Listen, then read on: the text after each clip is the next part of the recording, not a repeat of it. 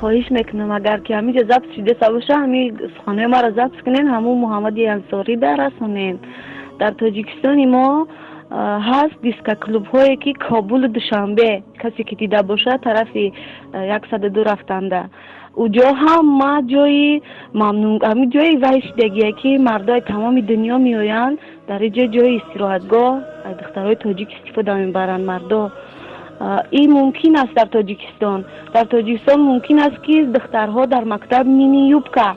به درجه میپوشن که اگر ببینین بعد با چشم خود باور میکنین. همه اینا ممکنه، فقط همون یک رومالی که ما در سر میکنیم همون مدام ممکن نیست.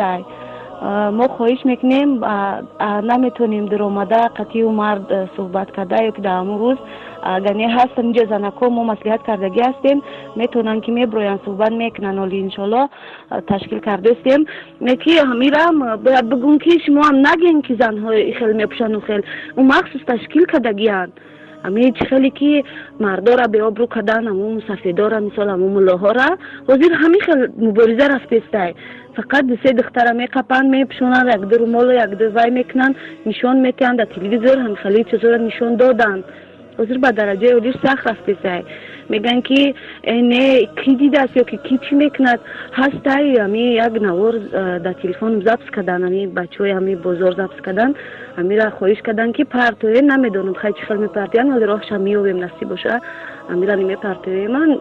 وای نمیمونم بخدا همون مردی که هازی گفت که تنگ میپوشن ای خیلی میپوشن یکم کس همی کسی که همی هر رومال کرد که خدا خودش شرم میکنه هیچ وقت تنگ نمیپوشه تو چند دیازی در همی گرمی پلدنای برامدگی کرتوی شدی خشرو دختگی کسی که سطر میکنه همی خیلی میپوشه این یک بدنام کردن یعنی زن هسته چی بلای به سر ما آمده که فقط زنهای تاجیک بدنام کردستن نمیدونم خیلی همی برادرای التماس